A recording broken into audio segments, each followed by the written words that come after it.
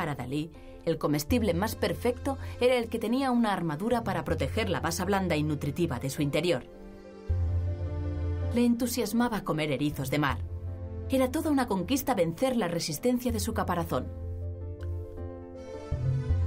Tomé un erizo de mar, lo coloqué sobre mi cabeza y adopté la posición de firme ante mi sombra, Guillermo Tell. El erizo de mar se convierte para Dalí en la manzana que Guillermo Tell puso en la cabeza de su hijo. Expulsado de la familia por el padre, el joven Dalí sentía sobre su cabeza el peso de la culpa y el castigo.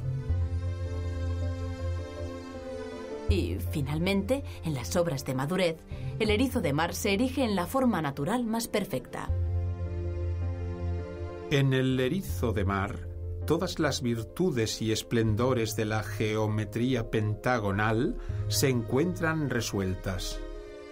Es una criatura que pesa con gravedad real y que ni siquiera necesita corona, pues siendo una gota sostenida en perfecto equilibrio por la superficie de tensión líquida, es mundo, cúpula y corona al mismo tiempo, y por consiguiente, universal.